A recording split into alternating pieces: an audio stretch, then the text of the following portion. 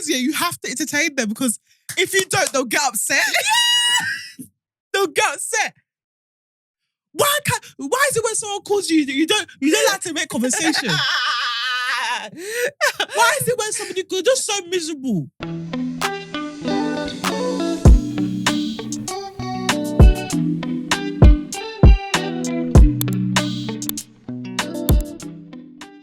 Can I just say it? See with Vybz Kartel. I want a reality show so bad. Do you know what? He's been really good on TikTok. He has been. But I feel like you can tell someone's running it for him. I feel like it's his wife. Sidem. I want to know, how old is Sidem? How old is Sidem? Because Sidem looks like she's our age. She looks like she's our age. Young. She looks young. Sidem is like Sidem age. It's just very random. But I watched the interview that she did and she was just like, she just always found him attractive. And I was like, you know what? If that is the case, then you deserve him. Have him. Yeah. Because I don't think there's ever been a time where I've looked at Vybz and 32. Said yes. I told you she's our age mate. She's our age mate. She's our age. She was looking like our age mate. Now, let me tell you something about Sidem, yeah. But babe, to listen to Vybz Kartel music, yeah. And say, it's my mission. Remember, we were 17, 18 in Ramos. If bar. The ghetto. The amount of boyfriends I've met in Ramos is actually quite a concern. The amount of boyfriends I met at Ramos was quite a concern. Ramos was such a moment. I remember people were jumping off at the time. Came to Club Ramos here and bought us a bottle, and I thought I was the baddest bitch. I said, my man in the club bought me a bottle. Did the same thing at Irene's 18th birthday.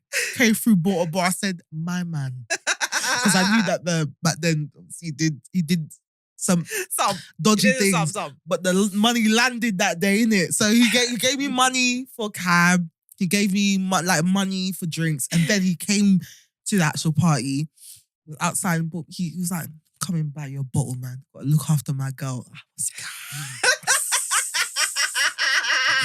I was gas. I said, "Good pum pum. See what it gets you."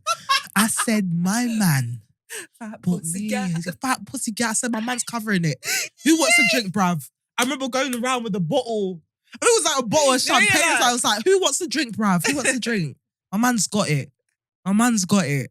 Nah, I was gassed. What?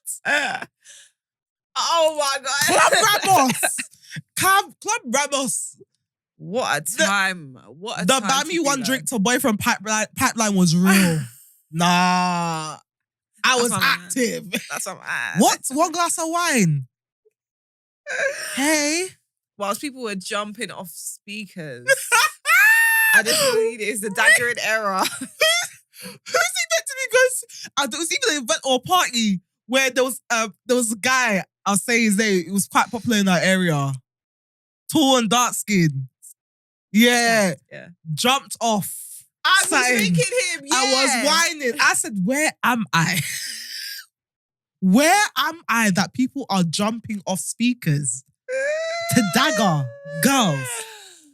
Oh my God. What's in the ghetto? That's what I knew. I was like, I don't belong in this environment, you know. My area, I was dropped in the wrong area. You were actually in the wrong area. What kind of diabolical nonsense? They would fly, and God forbid they got you.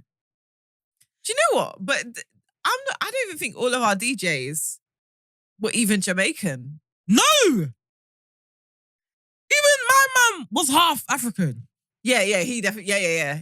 I know he was. A lot of the biggest daggers back in the day were not even Caribbean.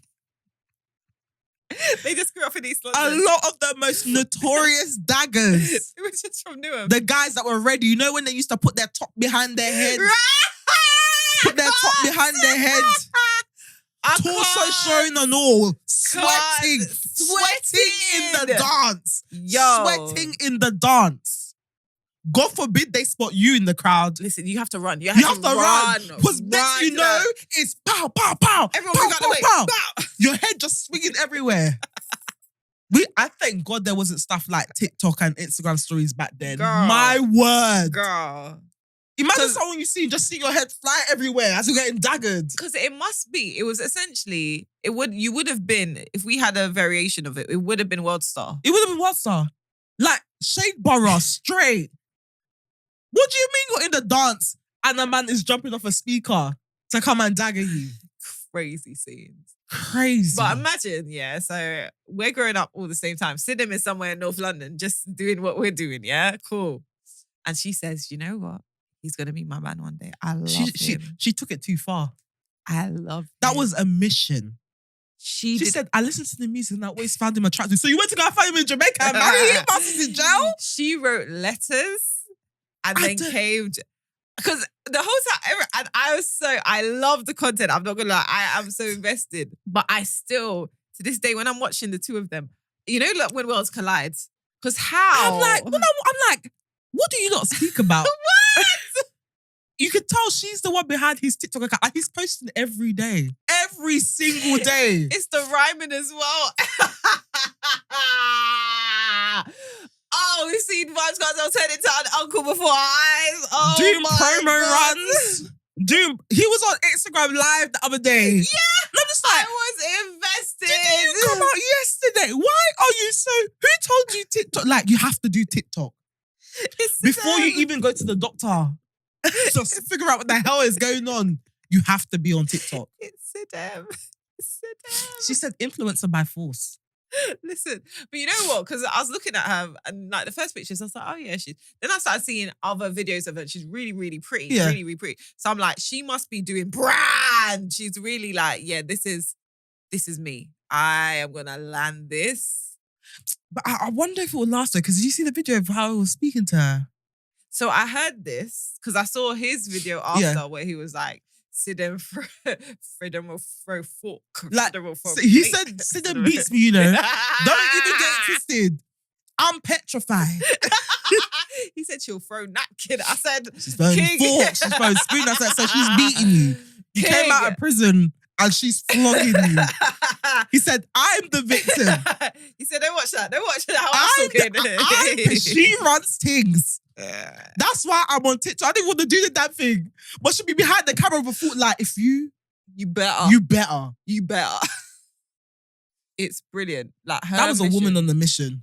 I can't believe it. You see her? She can do anything she puts her mind to. Girl. She could be president. Girl. Do you know what you just did? You said, I like the music and I find this man attractive. I'm going to marry him. I'm going to marry him. And you did. You found him in the prison. You said, no matter. She said, I will do it. Found him in the prison. Came to Jamaica, said, hello, hi. It's me. I am going to be your future wife. And landed. He's out and she's living her best life. It's crazy. Yo. She can be president. You see Annie from The Last Dilemma? Yeah. She could do it. Them two, same universe. They're from the same universe. But this is why I'm so invested, yeah. Because I'm watching other people's TikToks, yeah. Mm. And this is where the plot thickens, yeah. Because everyone's telling him to go back to his baby mum, Shorty. Yeah, I mean, you know.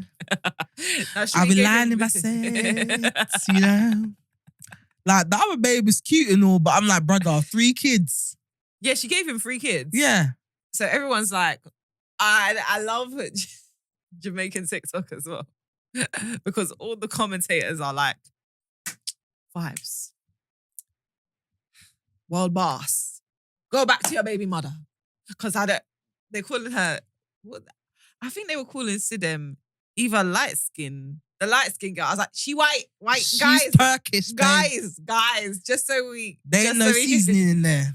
There is seasoning, but it's Turkish seasoning. Turkish seasoning. It's not all purpose. I'm just...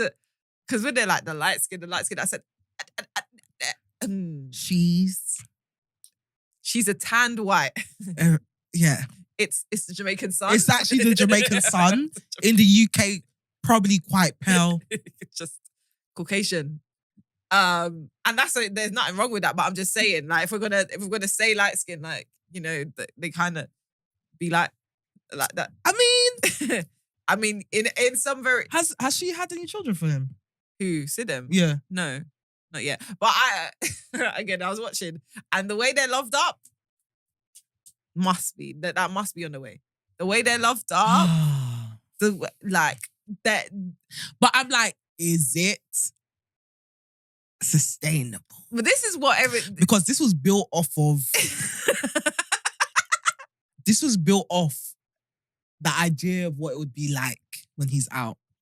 Yeah, what he's actually like. What he's actually like. And, you ain't never lived with him. He looks slightly different to how he looked during his prime days before he went into prison. So, do you know also, sorry, this is a weird subject, yeah. But like, his skin complexion's never come back.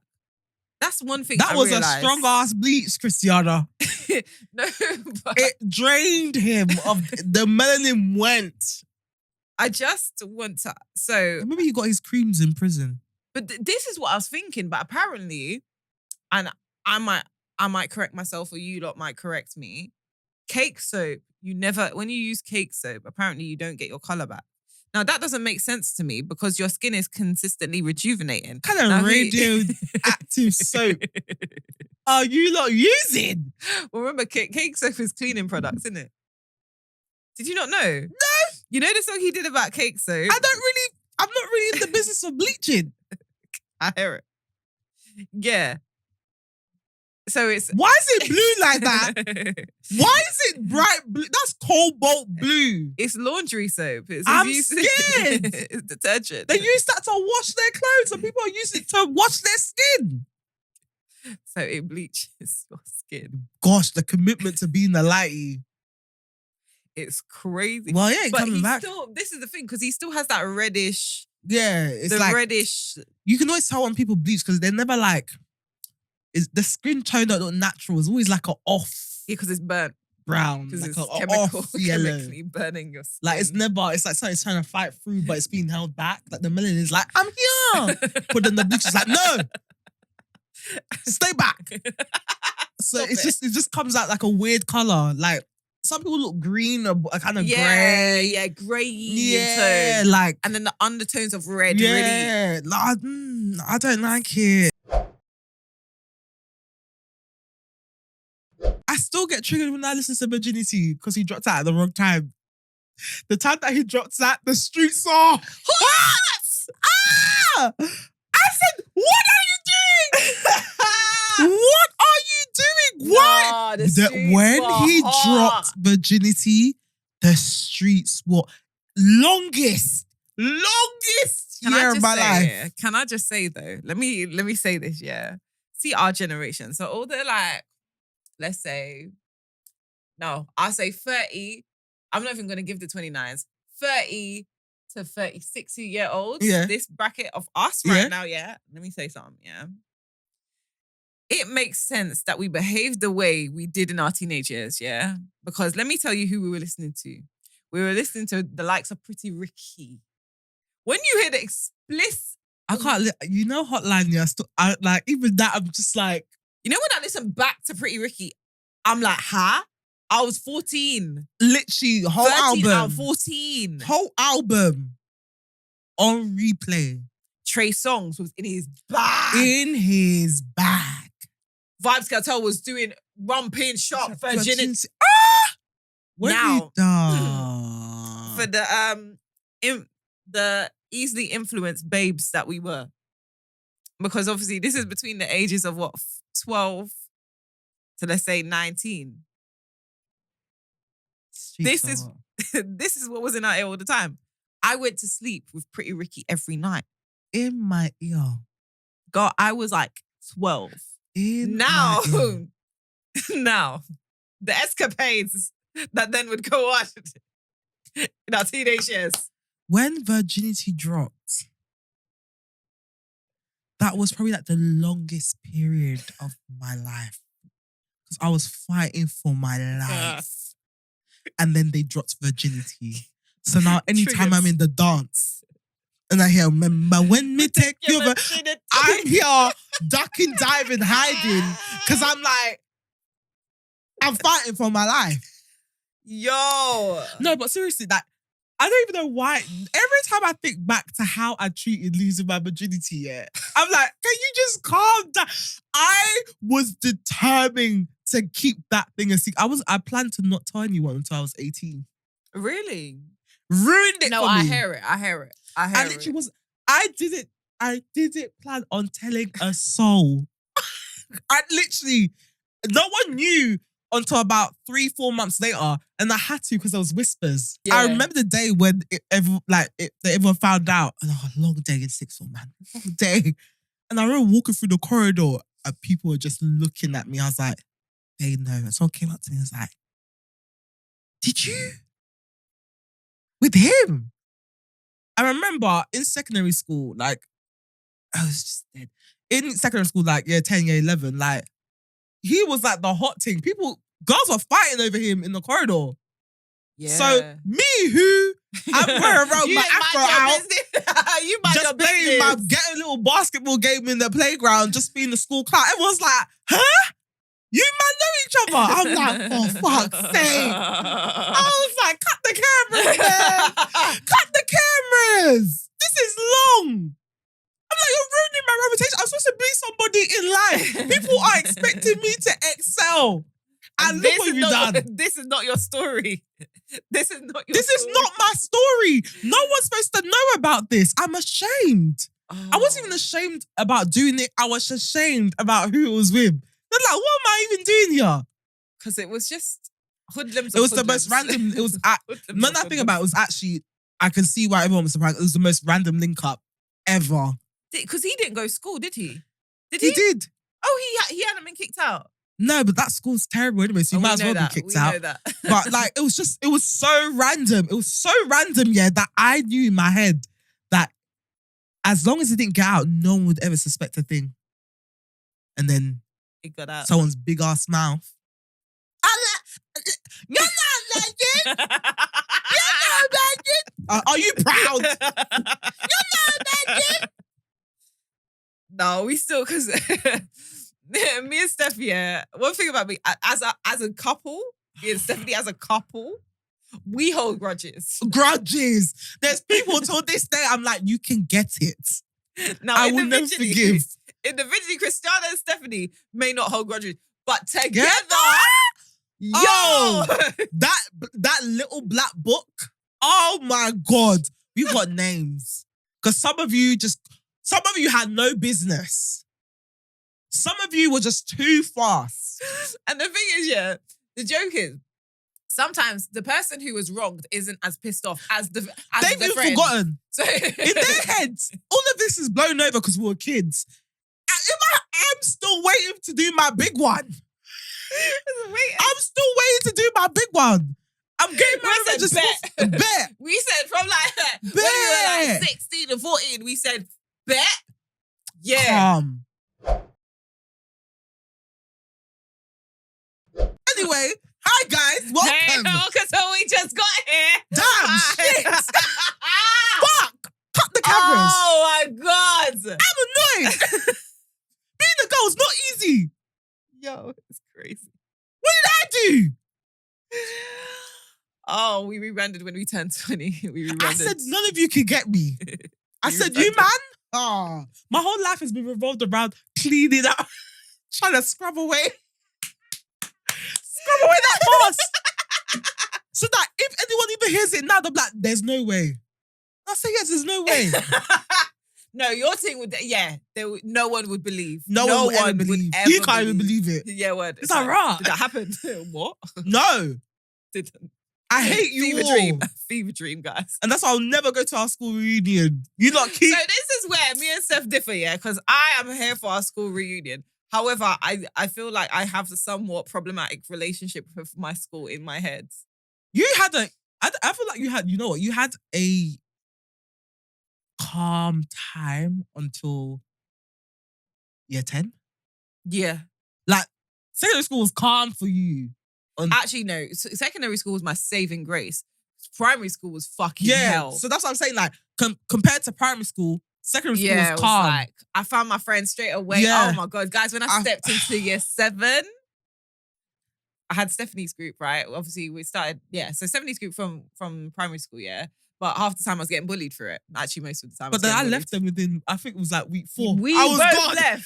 We both left because I remember one of them came up to me, the one I told the story about, the one that left, yeah. She was like, why don't you hang around with them anymore? I'm like, because I found people that like me. I'm like, brother, what? Ow, bye. See ya. By week 4, I was like, bye, you man, bye. Imagine we went from standing in the playground with each other on the first day to me walking past them in week 4 to go to my parents. I'm running past them like, don't know you, man. Nah, and it was so funny is me and Steph were dumped in the same form. I was dumped. We were in the same form class, right? In secondary school. So we both like essentially separated from that old group, but individually. Yeah. And then, that's when we found out that they're dumb.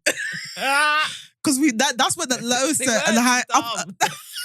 They weren't dumb. They just couldn't apply the stuff they'd learned in the same way we could. Because there was upper set and lower set. And all of them man were put in lower set, and me and Chris were in upper set. We're like, oh, rah. But to be fair, we're dumb because we should have known that because we had sets in primary school and we didn't deep it. Yeah, but I didn't really know what that it was. Wasn't, yeah, it was just, we were just splits. It's when I got to secondary school, I was like, that's when the elitism kicked in. I was like, oh, rah. We're better than you, man. But why did they do that? How did they do that? How did secondary school do They made us do an exam, remember? That tick box Yeah, one. but how did we know that the less academically capable people... Oh, they made a big, I think it's Andrew's day, they made a big thing about it from day one. Oh, like, is it? I was like, I need to be in upper set. Because I remember finding out about it, I was like, no, I need to get into upper set. I need to do whatever I can. And I think they did it based on our SATs. And then they did a little tip box. I can't remember what it's called. Cats? Yeah, Yeah. And then they used that to like solidify. Oh, yes, they did, because there was a shape Yeah, thing. there was yeah. So then they used that to solidify. So some people were in upper and they got moved down to lower. Ooh. And I was just so happy. They didn't even move me. I was actually annoyed. Were you in Bennett from the jump? From the jump, they didn't even bother. I feel like they said, just leave her there. They didn't even move in March. Me. You were in March. I was in Bennett from day dot. They didn't even move me. They did not move me. So people were leaving my form class and going into lower set. Some people were moving around to like you had the upper, but like it was like... Wasn't March that? Like the middle? Yeah. Yeah. And I just stayed in Bennett. Crazy. Didn't know Yeah, that. So this is what happened. So obviously, I was moved straight into this form class called March. And then, so the girls that had been bullying me / weren't my friends, whatever, we just all stopped hanging around because luckily I'd gone to Saturday school and I'd met people that in my area and they were really lovely to me. And I was like, I just don't need to be suffering anymore. Yeah. Like emotionally and... Yeah, it was just emotionally, really. Don't need to suffer anymore. So I was like, why? And then, so I met these new friends. And whilst I'd met these new friends, a lot of them, when we did that transition to like the classes we actually should be in, ended up in Bennett. So I ended up back in Steph's form class. And then we ended up being friends again. Yeah. Which was really cute for us. Yeah. Yay. There was actually a first couple of weeks where we didn't like each other. Did we? Yeah. Was it? Yeah. We actually were fighting for the first few weeks. You're lying. I'm not lying. About what? And you were like, you didn't want to be friends with me because you found your new friends. I was like, yeah, but you could be friends with everyone. You don't have to just be friends with one set of person. Yeah, but you know my trauma. And I was like, okay. And then you came to Bennett, you phony bitch. And then you're like, oh, let me be a friend again. But I think, I didn't want to be friends with you based on the fact that I believed you were still that part of that group. I literally, when I say I ain't never left a friendship, we didn't even have a discussion about it. I was just like, right, bye. Because you know me, all I need is one reason to be better than you. And I'm out. I was like, I'm in upper set, you're lower set. Oh, hell no. What? Anyway, how's your week? Don't cut that out. Hey. My week, I was good. So I have been, I've set up a new venture on Vinted. I've been doing a wardrobe clear out and I've been slowly listing stuff on Vinted. And I sold 3 items in the first day. My issue with Vinted though, and this is my L of the week, my issue with Vinted. What? I'm selling the shoe already for a stupid price. What's the price? I'm selling, so I was selling the shoe for £5. Okay. This shoe that I've never worn before, you know. And the thing is, I don't know what my problem is. I have a lot of clothes with tags on it, a lot of shoes that I've never worn. Really? I just buy them and hoard them until I don't like them anymore. So I'm selling this shoe, £5. I'm like, I just want to get rid of it. I'm not that fussed about it, but it's the principle. Why are people messaging me? What's your best price? Can you do £3? I'm like, bro, like, can you calm the fuck down? Julie, why are we going back and forth over £1? Just pay the damn thing. I'm saying £5, you're offering me 3. For a new shoe, please. For a new shoe. Get out of my face. What's the best price? Have you sent it out yet? If you do not calm down, it is a £5 shoe. People have no shame on vintage, you know. This is what I've listed it as. Don't ask me no questions unless you're trying to buy it. On top of that, someone scammed me out. I'm pretty sure someone scammed me out of feet pics. Oh, yeah. Go on. So there was this shoe that I was trying to sell, yeah, and stupid me, I didn't even think about it. Which is like, this is just so, I'm so mad at myself. They're like, hey, what does it look like on? I'm like, oh, I have a picture of it on. Because I've never worn it. So I was like, let me just quickly take a picture of it. I've got bear in mind, yeah, my toes are freshly done, white tips, looking clean as hell. Open toe, I'm assuming. Open toe. Right. I take a picture. I send it to them. I don't hear back from them. I now look closely at the username. I'm like, wait, hold on. This is definitely a guy. What's it? User 77523444. Or something like. It was like, it's only a name that a male could come up with. Well, I haven't heard from him since. I said, this guy has pictures of my feet. Manny was like, wherever he is, there's just come everywhere. He had the biggest bash of his life. They're going to find his body with a picture of your feet on his phone and just come everywhere. Like, cock still in hand. Finished. Then I had another guy buy another pair of my shoes. Okay. This guy called Blue Tony Satin. I was like, you know your username is giving creep, by the way. Sorry. Why are you buying my shoe? I was like, oh, maybe he maybe tried to. Manny was like, he's sniffing those shoes. Sniffing the shoe. He's like, he's sniffing those shoes. So now I'm running a sex shop. Hold on, but you're like size 8, right? Yeah. It could be. He could be wearing it as cross. But Manny has planted it in my head that he's sniffing my shoe. So right now, I'm unintentionally running a sex shop on Vinted, and I don't know what to do because now everyone's a suspect. I saw the clutch. I was like, are they using the clutch? And then what are they going to do with the clutch? They're going to put the cock in the clutch. I'm scared. But I'm just selling. I'm selling on there, but it's a good platform because it sells quicker than if you would list it on eBay, etc. But it's just annoying in the fact that people are just going back and forth with you. £1. That's crazy. What? Julie, if you don't get out my face. Why are you bothered? Serious buyers only. But it's actually a really good system because literally they purchase it and then you take it to, like, you know, the lockers. They send you a barcode. Shipping. Look at that. I got a Vinted notification as well. They send you a barcode and you just scan it at the locker and drop it there. You don't even need to print off a label. Oh, sick. And then they'll pick it up. Sick. Yeah, so then so does that mean they have to be near you, kind of? No. So the delivery guy will pick it up. Yeah, will pick it up and then they'll drop it in the locker where they can pick it up. Ooh. So there's like, it's so easy. So I've been enjoying myself in there, but God, the negotiators are getting on my damn nerves. And then my win of the week, you know what? I had another win of the week, but the win of the week is we've surpassed 500 followers on Instagram. That is a huge win. And that's a huge win because if you saw the way we were struggling before with Instagram, I thought it would take us like a year to reach 500. I'm not even joking. You did say that, yeah. I thought it would take us a year and it's just been growing so rapidly. We're on 514 as of this morning. So really? When we post, I was trying to post the 500 before we surpassed 500, but by the time I posted it, in that same day, we're on 504.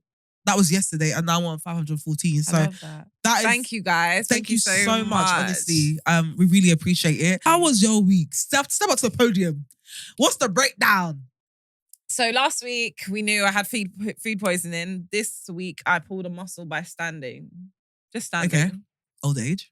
Like, it must be at this point. Because obviously I'm at my job, so I'm behind the camera, whatever have you. Fine. Then I went to walk.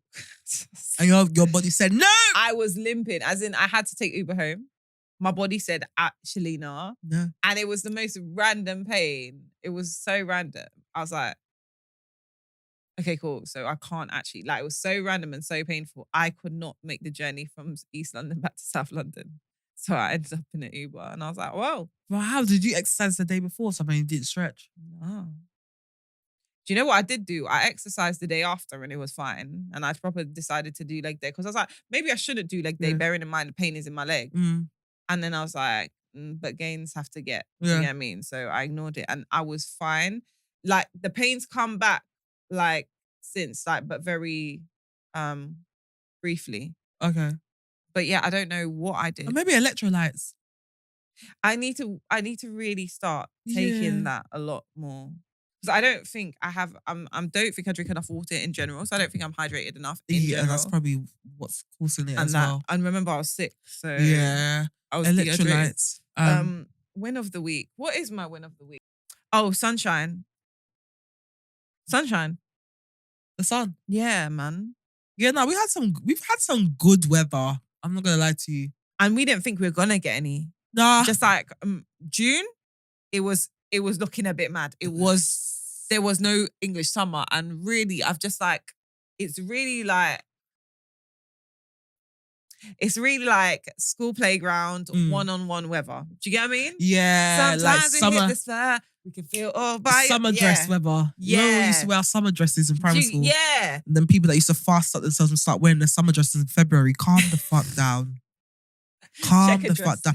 Wearing their checkered dress out in February. Calm the hell down. It is cold. It's cold as hell. And now you're out here with your summer dress and your cardigan looking hella crazy. But anyway, I wanted to talk about this because I know it's something that we brought up last week. And I feel like it's something that's not... I feel like it's mentioned, but people really don't emphasize how much of a dramatic change it is. And it's really about your relationship with your parents and parenting your parents. I never thought that I would get to this point in my life where I am literally coaching my mum through life. Not even coaching, it's more telling her off. Yeah. Like the things I now understand my mum in terms of like how she used to deal with me. Because I'm like, bro, why are you calling me at work?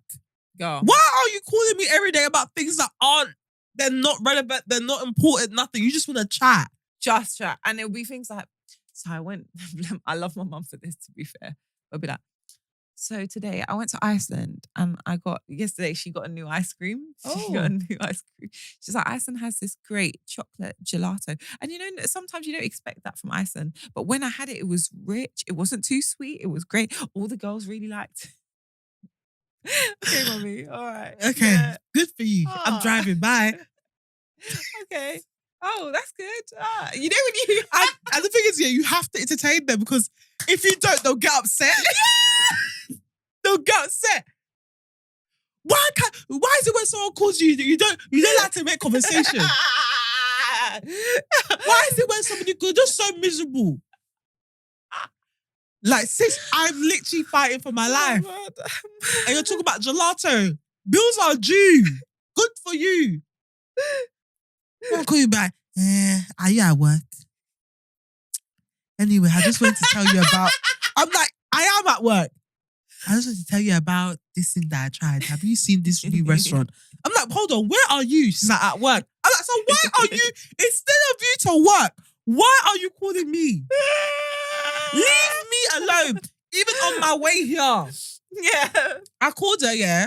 Because and maybe I'll go through this as well. I cooked fried rice yesterday. So I called her to see what was in her fridge that I could still prepare it with. She's like, you got a bit of meat, a bit of moi moi. She's like, no, but she's like, in fact, I was going to call you and say, can I send you money so that you can go and buy that suya platter and then bring it to me? I'm like, the one in Barking. She's like, hey, yeah, on your way back, you know, if you're close by. It's like, Mum, I don't even pass through the A13 to get home. So basically, you want me to go out of my way to go buy you a suya platter? That's what she said, yes. Yeah, I want us to treat ourselves now. Then we'll eat the suya platter. That's so cute. I was like, no, I'm not going to. I was like, do you realize that you're asking me to run an errand? Yeah, You're but not she ask- paid for the meat for you It and don't the matter. meat for her. It's like, it's not even worth it. I was like, bro, you're asking me to run you an errand. I was like, thank God you said this because I'm about to chat about this in the podcast. She's like, don't use me for content. I was like, then start acting right. Start acting right and I won't have nothing to chat about. Oh my God. I find it so crazy how the dynamic has like changed. And for me, it's even more like, how I say, strange because growing up, I didn't have a great relationship with my mum. Like I'm not gonna lie to you, sorry mum, I wasn't really messing with her like that. Didn't really like her. Thought she was quite mean. I thought she was quite bad. I thought she was better than me. I was like, oh, what did I do? Bro. And it's crazy because now it's like, she is like one of my closest friends. I never thought we'd get to that point, but definitely towards like, especially to my mid to late 20s, that relationship really started to change.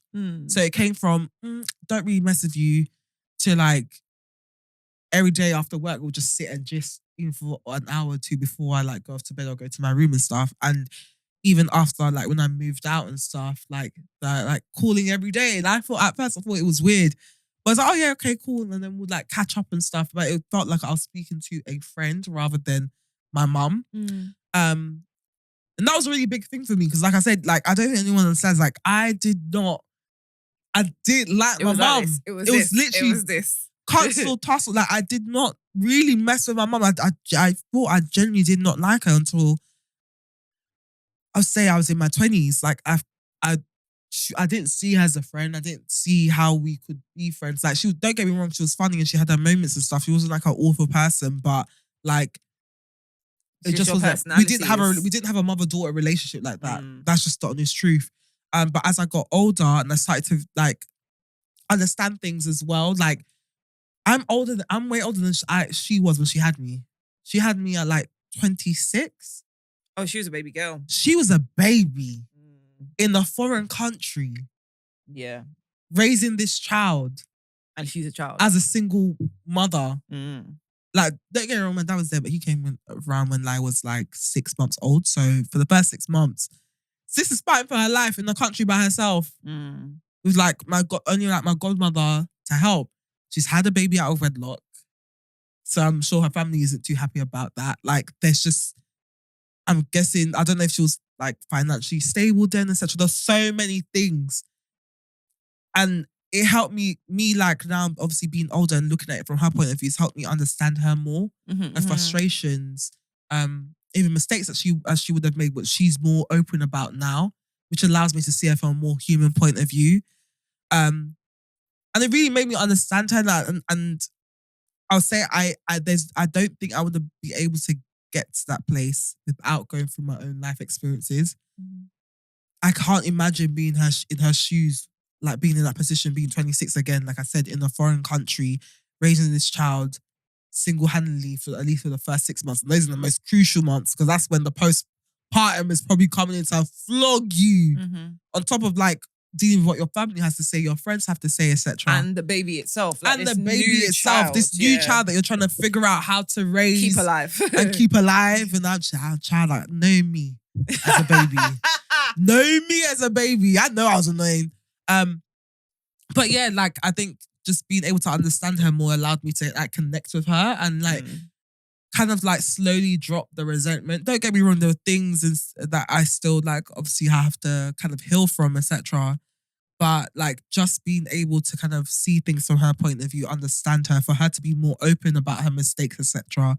And me understand her as a person, it allowed me to kind of build that relationship with her to the point where she is my friend. Like I can call her and talk to her about just about anything. Like to the point where during lockdown, I was like, before I met my husband, I was talking to her about my sneaky link. And I was literally like, yeah, this is how old he is, but I'm not really taking him seriously and stuff. And I was like, I'm actually going to do this with you because actually, I want you to know that I'm a grown woman. Like, I'm definitely not a virgin. Sorry, sis. But also I want you to know me. And I'm sure she even learns a lot from me, even just by watching the podcast, because she watches the podcast like every week.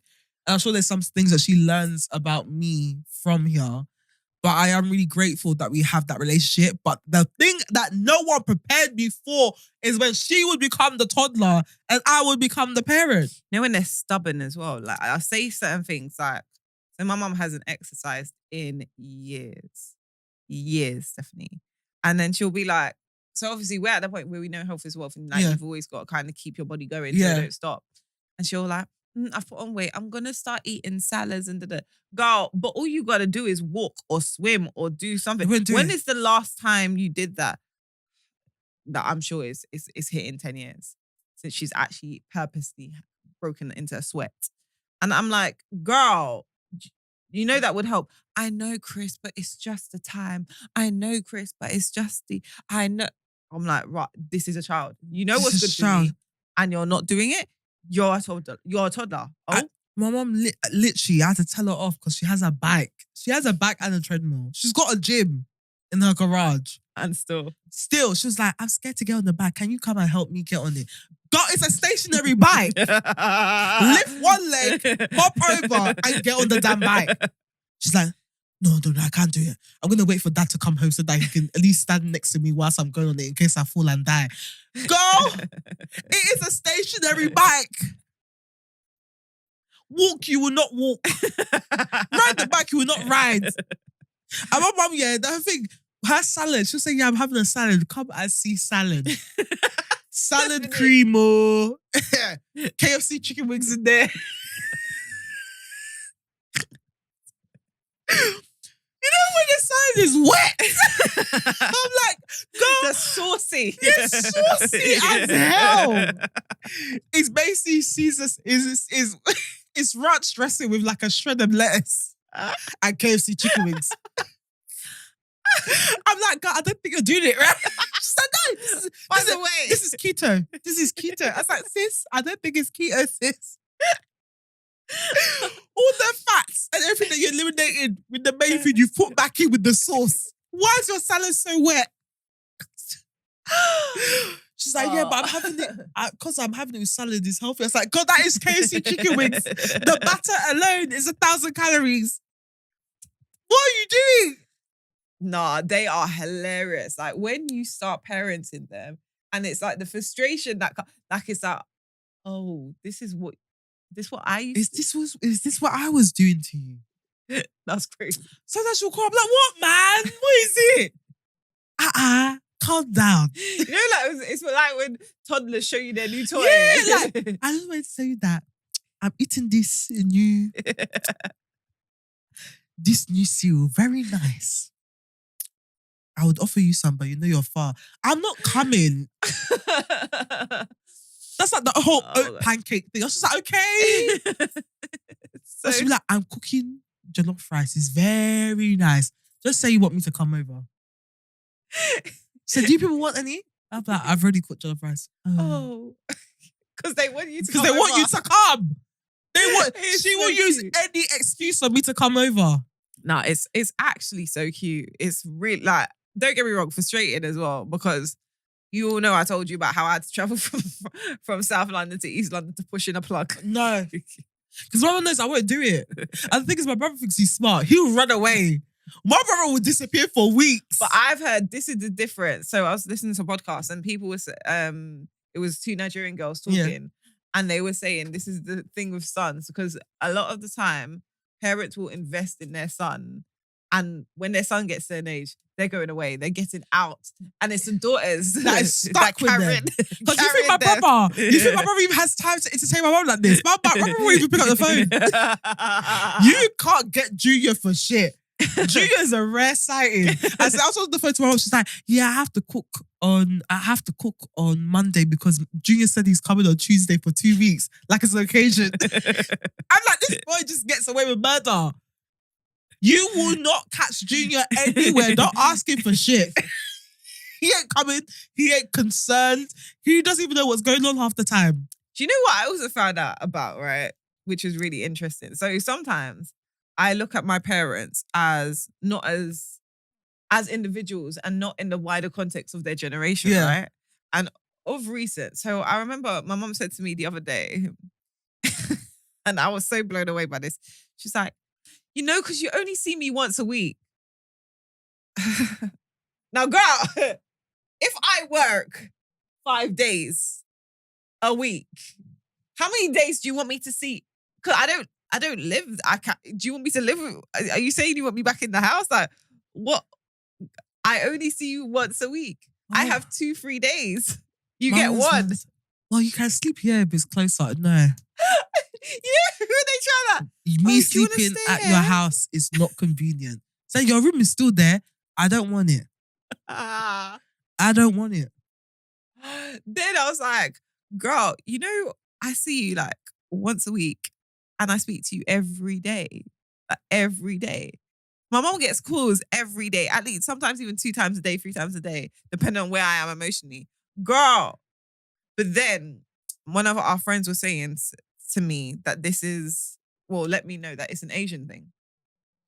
So he was saying that he knows somebody, and because Asian parents essentially look at their, okay, so they're kind of like a bit more traditional. Yeah. So you are our child until you're married. Yeah. Does that make sense? Yeah. So you kind of go from your parents' home into your marital home. Yeah. And that's it. Anything under marriage, you're still our baby. You're still our child. Yeah, that's the thing. There's no, even in marriage. Yeah, you're married. I've got a whole husband. And she's trying to rope him into it as well. Like, both of you come. Leave us alone. Yeah, because you're babies. You're babies forever. Literally, my dad still thinks I'm a child. And I think it's worse with my dad because he lives in a different country. So he hasn't seen the growth. He left the UK when I was in 6th form. Mm. So you're still in 6th form. So to him, I'm not even still, I'm still 2. He can't believe that I drive. He cannot believe that I have my own like place. For him, it's like, you're still a child. So he's petrified by this new person. He's like, who are you? And how did you get here? How did you get here? Like with my dad, how would I say? With my dad, it feels like he's a teenage boy. Wait, what the hell, Steph? I don't even know how to explain. It's like, you know that annoying child that has an iPad? Okay. So my dad's thing of how he connects with me is by sending me reels on Instagram. And I told you. Oh, that is so cute. I'm going to show you my WhatsApp chat. I haven't even opened it. It's just Instagram reel, Instagram reel, Instagram reel, Instagram reel. I'm like, okay, babe, I know you know how to use Instagram. That's a parent thing. You see when parents learn how to use social media, then they start sending. But then with my dad, it's different because my dad's always been soft. Mm. So it's always been easy to bully him. So bad. It's always been easy to bully him. Like, he's never getting his way. He's never gotten his way. I don't think I've known a time of where my dad has gotten his way. That's just the running thing for him. He might just be terrified of women. I think he's actually petrified. But women are actually scary because see the thing about us, yeah? We're soft. And then when we land hard, and he they chose run. the feistiest. You have the feistiest baby mom. Like, that woman's a ticking time bomb. The other day I had to talk her down from the ceiling. There was like, I begged her not to call this particular person. I was like, if you call this person, you're going to cuss them out. She was like, Steph, you should have told me. Now I want to call them. I was like, Mum, please do not call this person. I was like, stop it. This is your time to show that you're mature. That you're not hot-tempered. And now you want to go call them. I said, no, behave. Don't call them. Don't call them. I have to this swapping of roles is crazy. Because this would have been our parents. Like, my mum has many a time been like, no, Chris, calm down.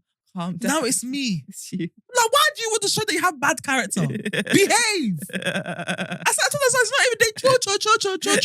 Every day, shout, calm down. Calm down. Show that you're mature. I see this is my mom I'm talking to. Someone that gave birth to me. No, it's insane. It's insane. Like that calming thing. I used to cry on my mum's lap. And don't get me wrong, my mum has definitely stepped up her mothering game. Because before my mum is a typical Asian mother. So she's not doing the I love you. Yeah. Rub it. It's like, have you eaten? That's how she says sorry. Yeah. Have you eaten? Do you want to eat? I've got something in the like, rather than say sorry, rather than say... I was like, let's fit inside the kitchen, go and eat. Idiots. That's how I say sorry. If you like, don't eat. That's her saying sorry. That's the closest I'll ever get to a No, sorry. hilarious. And now we're really emotionally taking care of these babes. Yeah. And it's like, sometimes I look at like, how did we? But do you know what? I feel like it's us being the mothers that they needed.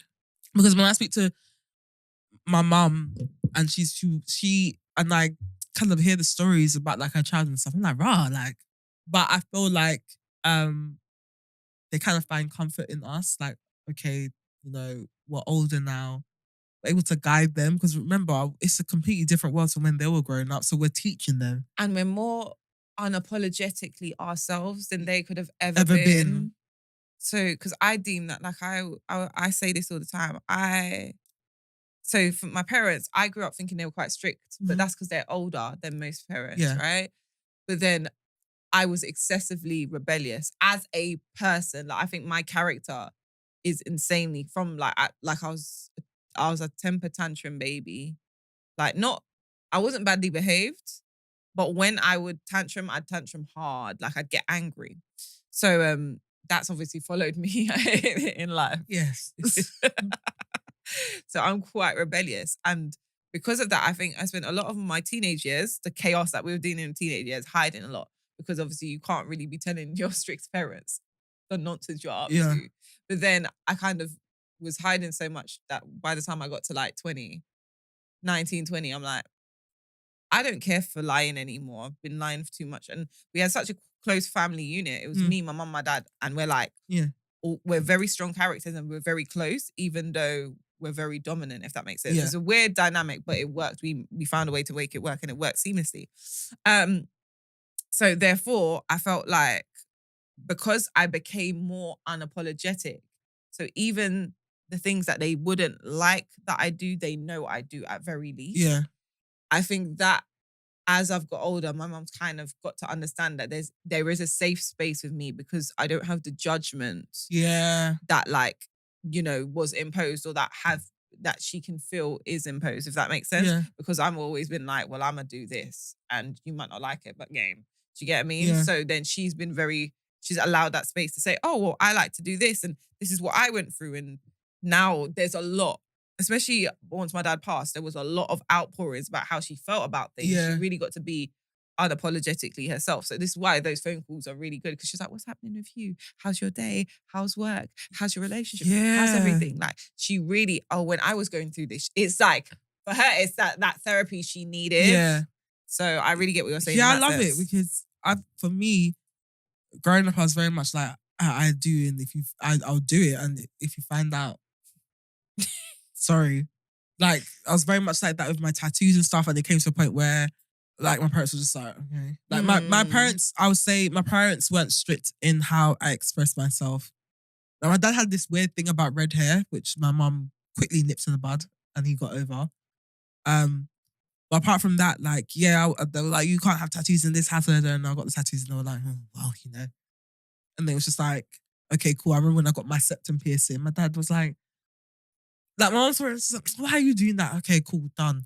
My dad's way of doing it was like, honey, why don't you try the normal nose piercing? Maybe this one's a bit too much, but okay, if you like it. So I've always been able to express myself, and that's because I think, again, my parents had me when they were quite young. And my mum was very like, I saw pictures of her when she was like around our age or like younger, like with the mohawks and like the dyed hair, etc. And she's still like that to this day. Like she's got like blonde hair and whatever. But I feel like it's a very Nigerian mum thing that when they get to a certain age, they cut their hair off and dye it blonde. I don't know why. But like they've always allowed me to express myself. So I've always been, how do I say, they know I'm not stupid. They know I'm sensible. They know no matter what I do or what risk I take, I have a plan. I'm gonna be fine. So like with like tattoos and stuff, like it was never really like an issue like that. Well, when I was younger, yes, because I was underage. But once I was like over the age, so I was just like, why do you keep getting these things? Okay, all right, cool. Even like till this day, I don't feel aware about telling my mum that I'm gonna do certain things. Like I'm gonna go dye my hair. I'm getting this pierced. So I'm doing this or that. My dad, again, because he lives in another country, I don't feel like I have to explain myself. I don't even tell him half. I don't even think he knows half the things that I do, which is could be sad in a way, but it's just how it is. Like I'm a grown woman. I've grown up And also, if half. you're not in the country, you don't get to see. And see, you don't get to see it. It's not so- your concern. I've grown up half Yeah. my life without you being present. Like, that's just the reality of things. I don't feel like I need to chat to you about that. But if my mum was just like, I'm open about things like, oh yeah, I bought this shoe or da-da, or like, she'll obviously be her being my mum. Oh, make sure you're being responsible with your money. Da-da, like, and we'll do the back and forth. But like, I don't feel like I need to hide anything from her. I don't feel like I have to, how I say, tiptoe around her. I swear, like, she hears me when I'm driving the road rage. I'm like, you fucking idiot. Da-da-da. But like, I don't feel like I have to hide from her, and I'm really grateful for that because I know there's still some even grown adults that feel like they can't be their whole selves in front of their parents. Yeah. And that's mad to me because it's such a gift. You get what I mean? Like, I feel like I'm so lucky. And also, like, from her being able to express herself more, her mothering game has stepped the hell up. Because like, she understands me more as you well. get Like, it? she understands how I am. She trusts me more because she's seen, okay, she's taken this risk and she's made this thing Work. out of it. Yeah. And it's helped even with the way she parents my brother because there's less pressure on him, like, to do something. It's like, when he was in sixth form, I was like, if you don't want to go to uni, that's fine. Like, Steph didn't go uni and she's doing fine, doing an apprenticeship. She was open to other routes Because in once life. they see it Yeah. and they know it can be done. And like it's it's taken away the ignorance behind like the whole thing of like, you have to go out and do medicine, law, whatever. Mum's like, do what makes you happy. Just do something. This was always mind blowing for me because when my mum goes back to Malaysia, my cousins are always like, oh, you know, Ate Reggie, she's like the modern auntie, da da da. And I remember looking at them like, who? My mother? Are we sure? Like, yeah, you know, she's so modern, she's so open minded. I said, okay, Yeah. my mother. And then it dawned on me again because I'd been so unapologetically and she'd had to buck up on so many things really in front of her face. She had to kind of really come to terms with it and not judge it essentially because I'm still her daughter. Do you know what I mean? She can know how things can work out. She knows what's going on with people around me, da da da. So she was very much like, I understand how the world works bigger than what I grew up in, if that makes sense. But it's also meant that my mom's level of understanding and her level of care has also done this. Yeah. Like, it's just, I feel so lucky to have it. Do you get what I mean? Although, don't get me wrong, when I'm telling her, I'll just have to do this, or when she's on the phone panicking to me, I'm like, oh, God, please stand up, stand up. But at the same time, the mothering, the caring, especially as we embark on adulthood, do you get what I mean? Because that's a very particular thing as well that they've gone through as well. So it's like, oh, now I'm talking to you as a woman, and I'm like, girl, this is hard. And she's like, I know. Yeah, like even things like, even things down to like work and stuff, like even like the trivial things, like even just like having someone to rant to her, like when I was here, I was like ranting to her about like being a black woman, like at work, like in the corporate space and stuff. And she gets it, she understands it. And I was like, oh, it's really good that we can have these kind of conversations now. Like I can come to you. It's not like, oh, Stephanie, don't do anything to lose your job. And it's like, actually, no, I understand this is what you're going through. Or like, even now, like she understands, her even understanding what I do as like a job is like, that gives me so much joy now. Cause like before they didn't understand, this was like a big thing. Like remember I dropped out of university to do this. And for them, it was like, what are you doing? You're ruining your life. Da, da, da. And it's like, oh, she understands what I'm doing. She speaks to other people about what I do. Like there's an understanding there. Like she's interested. She asks questions.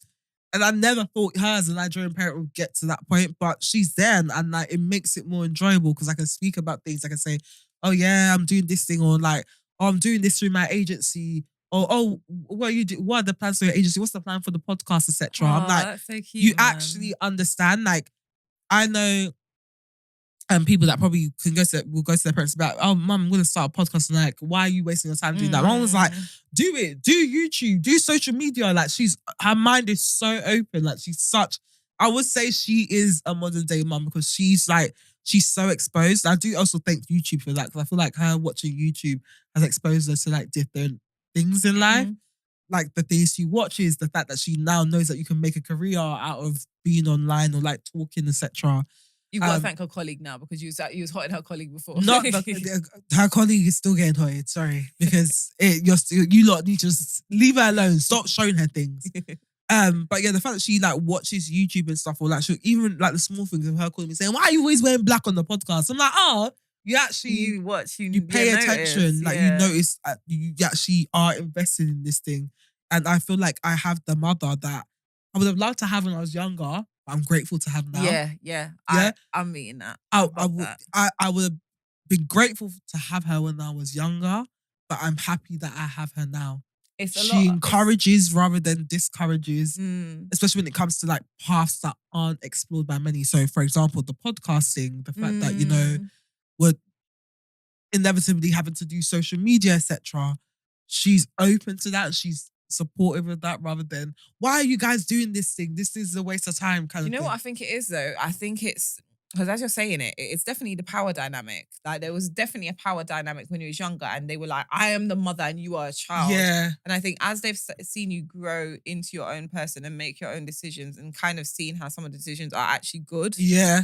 Then they're like, oh, okay, so you're a woman now. Okay, cool. And like you're still always going to be the baby. Yeah, but you know what you're doing. But you know what you're doing and I can understand you and you can teach me. They're open for us to teach them things. And that is where the parenting comes in. Exactly. So we're teaching them. It's so funny because even like things like when me and my mum were getting new cars at the same time, and I was advising, I was like, actually, instead of going through the car dealers finance company, go through your bank, they'll give you a lower APR and do this and do that, like giving her little tips and tricks.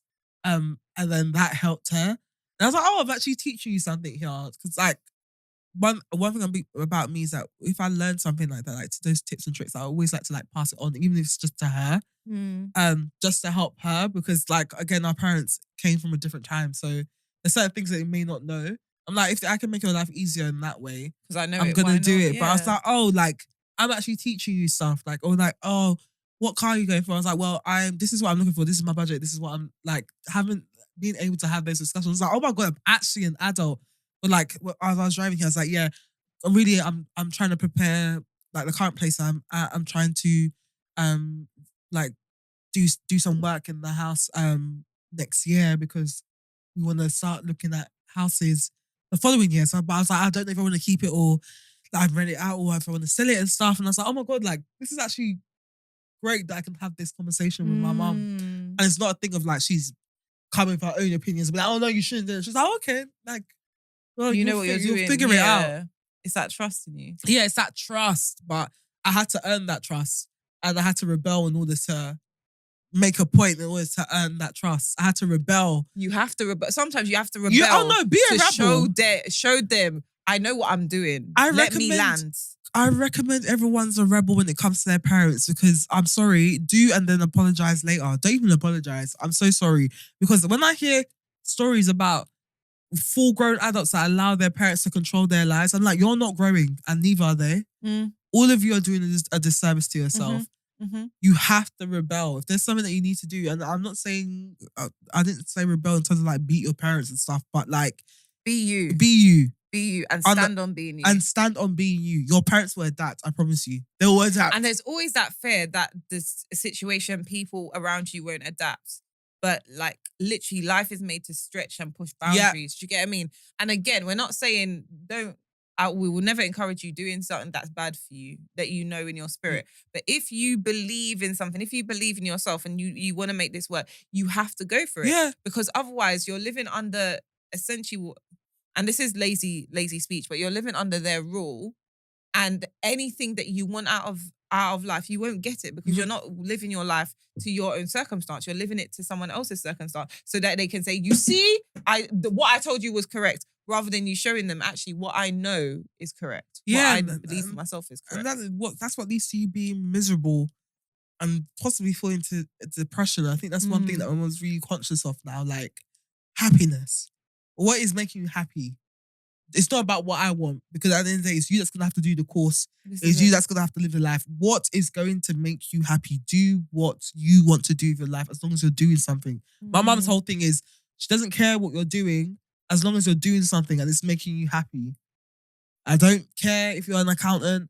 I don't care if you're an engineer. I don't care what you do. As long as you're doing something, you're working on something, you're doing something and it's making you happy. Because she's like, I've lived my life. This life is for you to live. I don't want nothing from you. I don't want you to give me anything. I just want you to live your life and be happy. Okay, cool. Reddit realness. I think my husband's becoming controlling and we're newlyweds. We've been married for a few months and I'm starting to get concerned that my husband is changing. Lately, he's becoming somewhat controlling, but he frames it as being protective of me. We dated for a year and a half before getting married 4 months ago. Now, all of a sudden, he has an issue with me going out with my friends. I usually see my friends probably twice a month, but now he thinks I'm seeing them too often and says we should spend most of our time enjoying each other's company. The thing is, we already spend most of our time together. We both work from home, so we're around each other constantly. I'm starting to feel like he doesn't want me to have an identity outside of him. For example, my friends made plans to meet last weekend and he got upset because he thought I didn't tell him in advance. But I had told him a week before I would be going out with them. He still felt like that wasn't enough notice and said he had already made plans for us. So I ended up cancelling with my friends and spent the day with him instead. He took me to see a movie.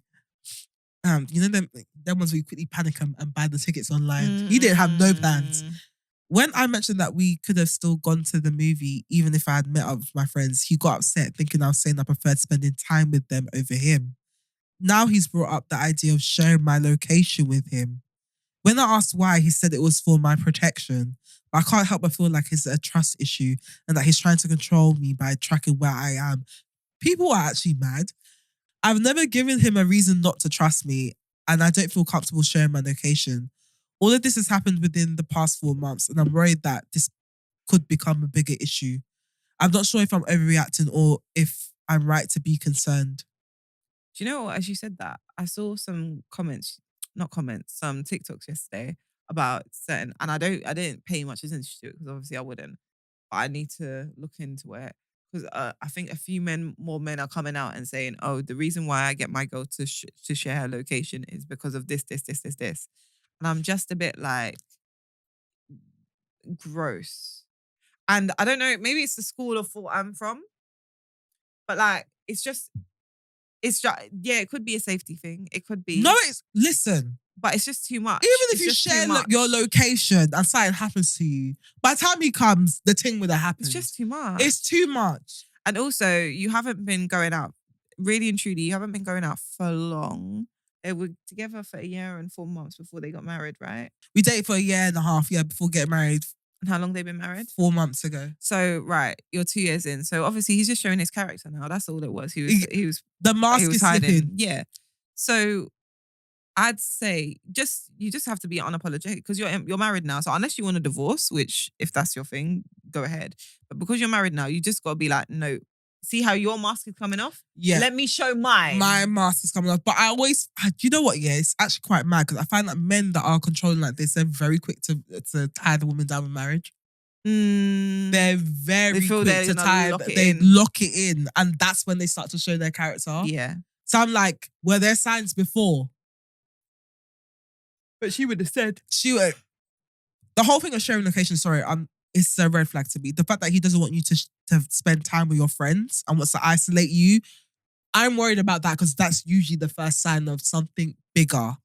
Yeah, you just got to be ignorant. See, with them things, you just got to be ignorant of it. Like, I'd be like, okay, you could have made plans, but I'm going. So that's on you. But I'm also concerned about the man's character and how he would react to that because the fact that he's trying to isolate you from your friends, not to be dramatic, but that's usually how abuse starts. First, they isolate you so you have no one to run to. Yeah. And then it leads to bigger issues. Now, you've isolated yourself from your friends, so you can't talk to them about these things. You feel trapped. He's now become your only friend. Your world. And you're now dependent on him so he can do whatever he likes. What he likes. Yeah. That's what I'm concerned about.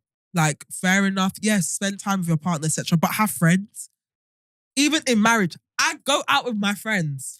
And also Manny has his friends. I can't imagine me telling Manny, yeah, you can't go out. Or him telling me I can't go out with my friends. I say this all the time, yeah. We are such different adults now. We are still very much like, we're still like a lot of us. We'll still go on holiday. We still want to go on holiday with our friends. We'll encourage our partners to go on holiday with their friends. Like just because we understand the world we're living in, and we can see the pluses that worked in our parents' marriages, but also see the huge flaws that didn't allow them to be individuals. And now we're like, no, I'm not losing my identity in this capacity of marriage. For what? Why would I do that? Why do I need to do that? Now you see like women in their 40s, 50s, 60s finding themselves after divorce because they were not allowed that space to be themselves because their identity was snatched from them. Yep.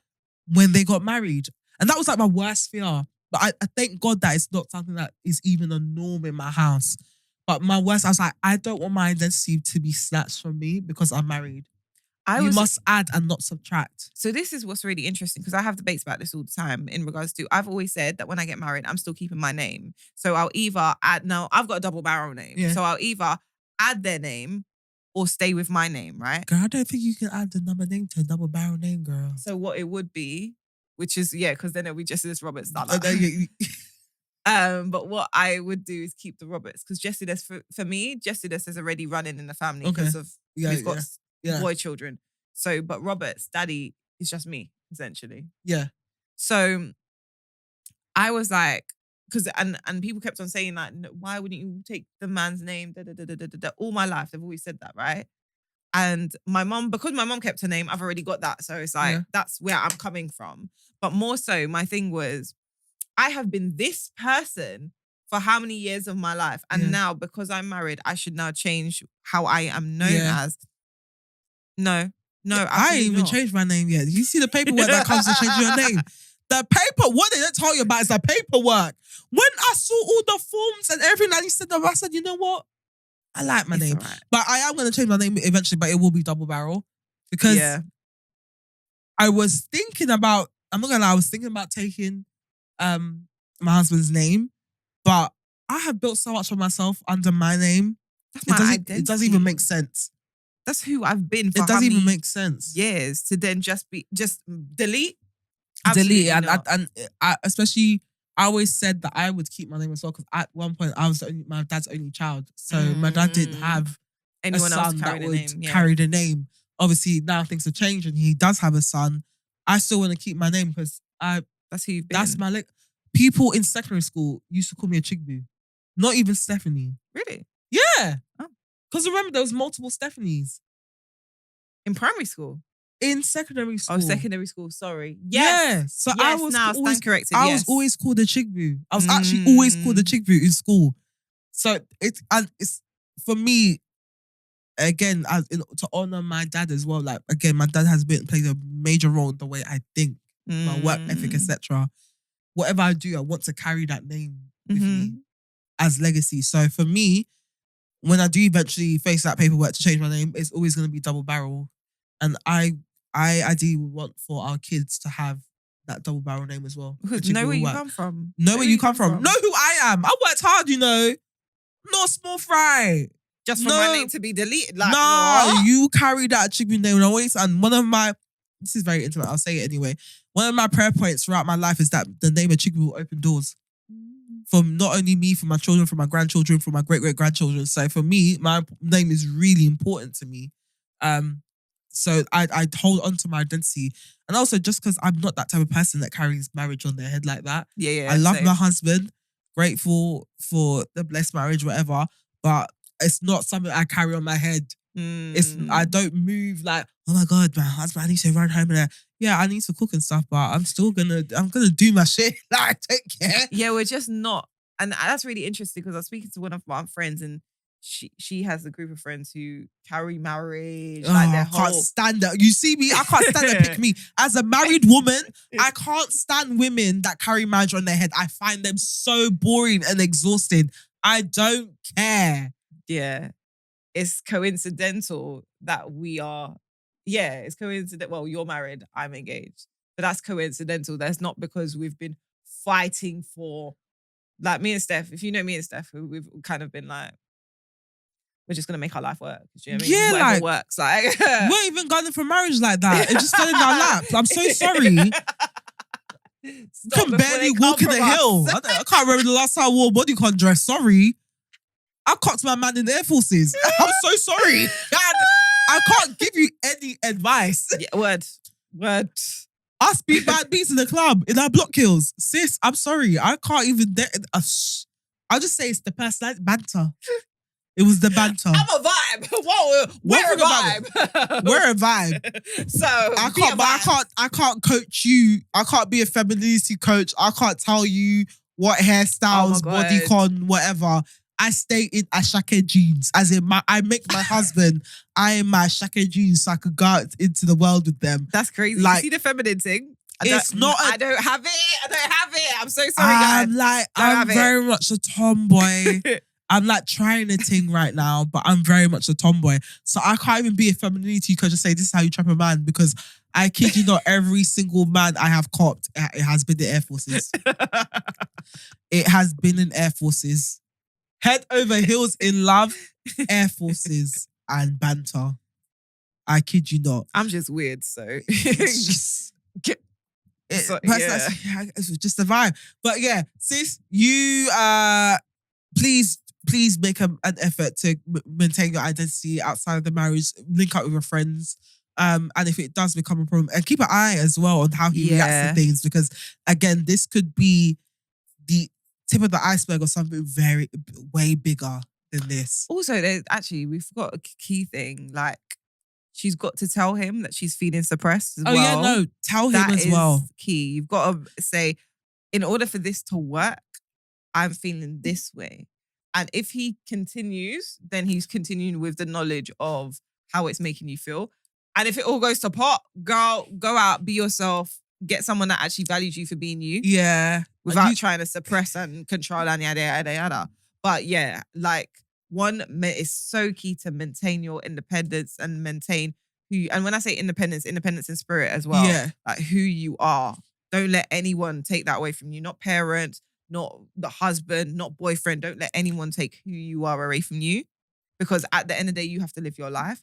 But second of all, have a conversation and say, by the way, I don't know if you weren't aware, this is how this is making me feel. And if this continues, this relationship will not work out. He has to make that choice. Yeah. And don't share your location with him. He's been absolutely ridiculous. That's mad. And tell him he's being ridiculous. He ain't protecting no one but his ego. Yeah. So, yeah. There you go. Shall we move on to adult finds of the week? Yes, sir. My adult find of the week this week is actually a documentary called Daughters that was on Netflix. I've seen a lot about it, like a few teasers and stuff, and I think there was a premiere like last week or something. And it really intrigued me. Just because we've been talking a lot about like daddy-daughter relationships, etc. And it's about this daddy-daughter dance that happens. Basically, it follows the journey of a group of like girls, black girls, whose dads are in prison. Oh, okay. And they have this like daddy-daughter dance where the dads get to dress up and the daughters come into prison and they have a dance. And it was so emotional because you basically follow these girls over the years. Some of their dads come out, some of their dads are still in.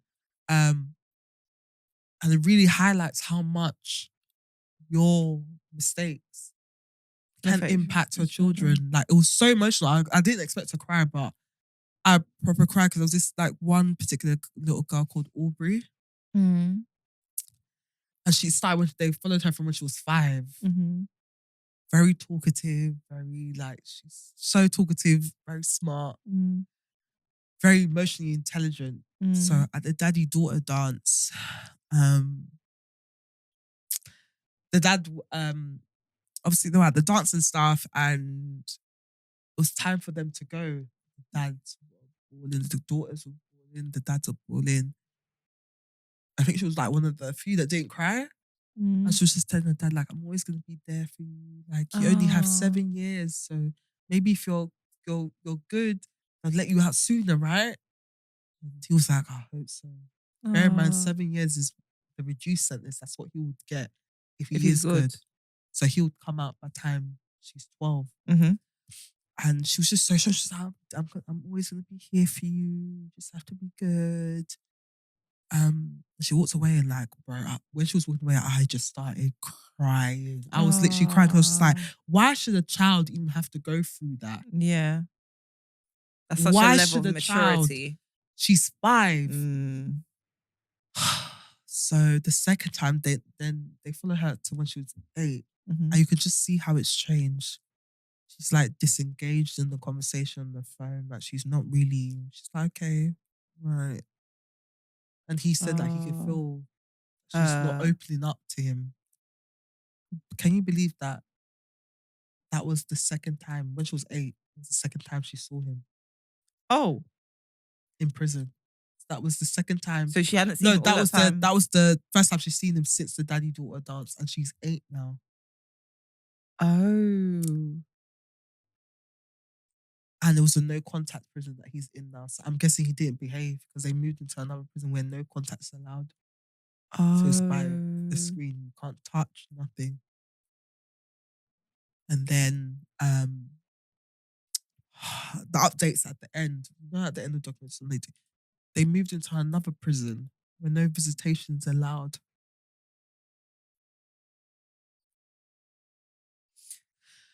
And that thing proper broke my heart because I was just looking. When they were interviewing the kids, there was another girl who's like 10, and the way she broke it down, yeah.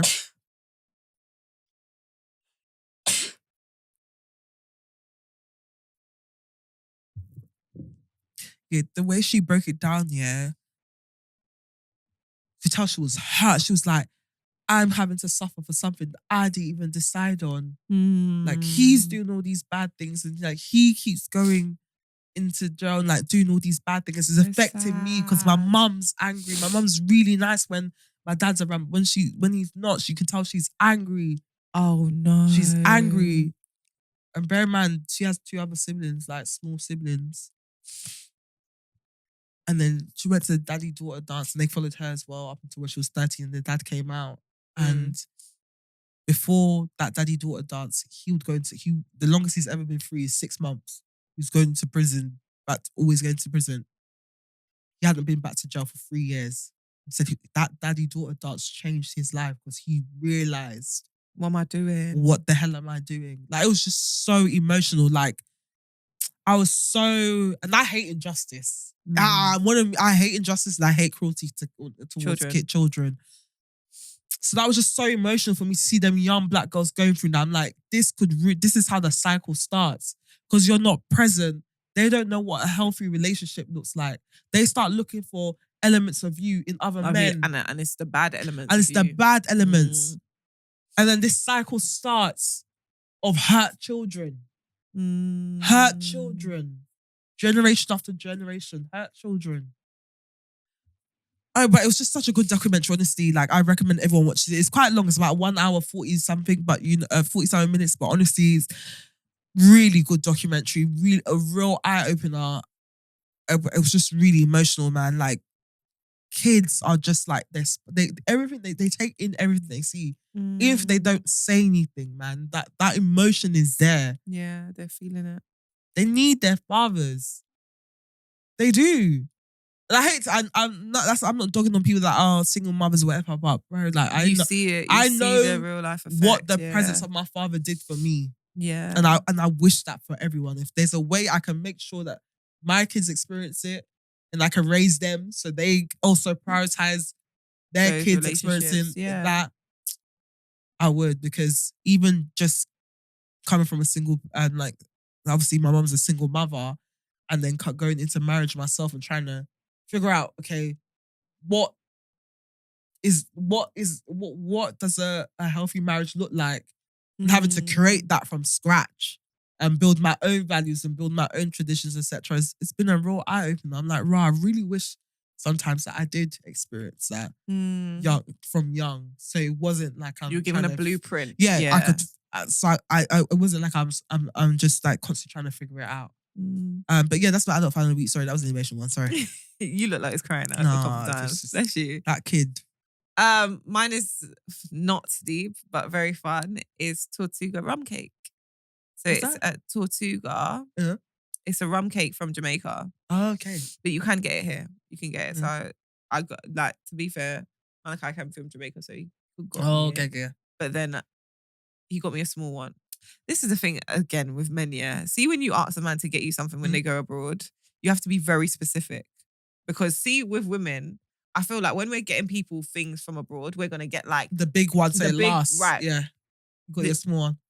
I was like, why did he was like, oh, I just picked it up a duty free. Like, how many hands am I supposed to have? I said, it's such a man thing to do. It's so like, anyway, thank you for getting it for me. And it's really great. It's a really great cake. But I got more. Like after I got through half of one because it's quite small. Mhm. And then I was like, no, I want more of this. Because it's like this, it's just moist rum cake. But it's not rum cake as in the fruit rum cake. It's just like a sponge, like a vanilla sponge soaked in rum. And it's not too strong. It's very sweet, like a rum syrup. It's really, really, really, really, really nice. Ooh. So yeah. That You can get it on Amazon sounds as well. nice. It's Alright. great. So yeah, that's my adult find of the week. And with that, we have come to the end of our humble show. Thank you so much for. I used that to stretch and I also spat. I'm so sorry, guys. Chaos. Chaos. Thank you so much for tuning in. Usuals, I'm gonna beg you, if you enjoyed this episode, please give us a 5-star rating on Spotify. You've witnessed it now. I said it. Give us a 5-star rating on Spotify. If you're watching on YouTube, please like, comment, and subscribe as well. Let us know your thoughts on parenting your parents. What are your experiences? Do you have any stories, etc.? Do you have an adult find of the week that you want to share with us? Please, please, please, please do comment. Socials, Twitter, WJGH, pod. Follow us on there. Again, we try something. Instagram, we recently reached 500 followers. Thank you so much. Please follow us on there. That's We Just Got Here Pod. On Instagram, and then on TikTok as We Just Got Here Podcast. Follow us again for your daily dose of banter. If you enjoy seeing us, etc., you get a serving of us every day. And then you can find me on Instagram and Twitter at Steph Chigbu. So that's STEPHACHIGBU. Tia, where they can You can find me on Insta at Tia Honey Roberts and on TikTok and Twitter at Miss Tia Roberts. Yes, and that is it for this week, guys. We'll see you next week. Bye.